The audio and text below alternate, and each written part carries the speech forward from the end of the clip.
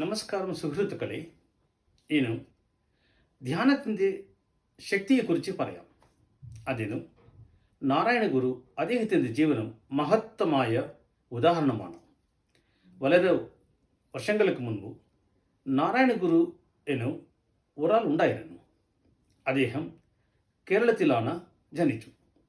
അദ്ദേഹത്തിൻ്റെ ഗുരുകുല അഭ്യാസം പൂർത്തിയാക്കിയ ശേഷം അദ്ദേഹം കരുതി, സമൂഹത്തിൽ നിറയെ ആളുകൾക്ക് വിദ്യാഭ്യാസം ഉണ്ടെങ്കിൽ സമൂഹം പുരോഗമിക്കും. അതിനായി ഞാൻ ഒരു കാര്യം ചെയ്യാം. അദ്ദേഹത്തിൻ്റെ ജീവനത്തിൽ ആദ്യ സ്കൂൾ ആരംഭിച്ചു. അപ്പോൾ അദ്ദേഹത്തിൻ്റെ വയസ്സ് വെറും 25 മാത്രം.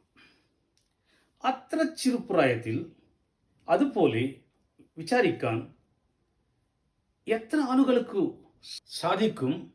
അദ്ദേഹത്തിൻ്റെ സ്കൂളിൽ ഉപനിഷത്തുകളെയും പഠിപ്പിക്കുന്നത് ആരംഭിച്ചു. അദ്ദേഹത്തിൻ്റെ ഉത്സാഹം വ്യത്യസ്തമായ ലക്ഷ്യങ്ങളും നോക്കി ഒരാൾ പറഞ്ഞു, ധ്യാനം ചെയ്യുക. ഇപ്പോൾ നിങ്ങൾ ഇത് ചെയ്യുകയാണോ? അതിലേക്ക് കൂടുതൽ ചെയ്യാൻ കഴിയും. അദ്ദേഹത്തിൻ്റെ നിർദ്ദേശം നാരായണ ഗുരുവിന് വളരെ ആകർഷിച്ചു. പെട്ടെന്ന് ധ്യാനം ചെയ്യുന്നത് ആരംഭിച്ചു. അദ്ദേഹം 8 വർഷങ്ങൾ ധ്യാനം ചെയ്തു. അതിനുശേഷം ഒരു നാൾ മഹാത്മാഗാന്ധി അദ്ദേഹത്തിൻ്റെ സ്കൂളിൽ വന്നു. സ്കൂളിൽ ഉപനിഷത്തുകളിൽ വിദ്യാർത്ഥികളുടെ ജ്ഞാനം കണ്ടു. മഹാത്മാഗാന്ധിക്ക് ആശ്ചര്യമായി. അദ്ദേഹം പറഞ്ഞു, നാരായണ ഗുരു പോലെ യാരും ഞാൻ കണ്ടിട്ടില്ല.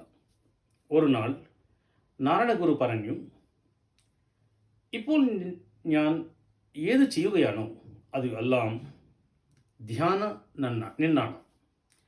ഞാൻ ധ്യാനം ചെയ്യാതെ ഇരുന്നെങ്കിൽ ഈ സ്ഥിതിയിൽ ആകുമായിരുന്നില്ല. സാധാരണക്കാരർ ഒരു ജോലി ചെയ്യാൻ 1 മണിക്കൂറും എടുത്താൽ അതേ ജോലി ധ്യാനം ചെയ്യുന്ന ഒരാൾക്ക് അതിൻ്റെ പകുതി സമയം മതിയാകും. അതിലും നന്നായി ചെയ്യാം. നമുക്ക് അതിൽ കൂടുതൽ എന്താണ് വേണ്ടത്? വളരെ വർഷങ്ങൾക്ക് മുൻപ്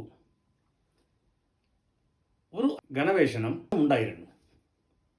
അത് പറഞ്ഞു, ധ്യാനം ചെയ്യുന്ന ആളുകൾക്ക് ശാരീരിക, മാനസിക, ആധ്യാത്മിക ശക്തി ലഭിക്കും. അതിനോടൊപ്പം ഏകാഗ്രത, ഓർമ്മശക്തി കൂടെ ലഭിക്കും. നിങ്ങൾ കൂടെ ധ്യാനം ചെയ്യുക. എന്നീ വാക്കുകൾ വിശ്വസിക്കുക.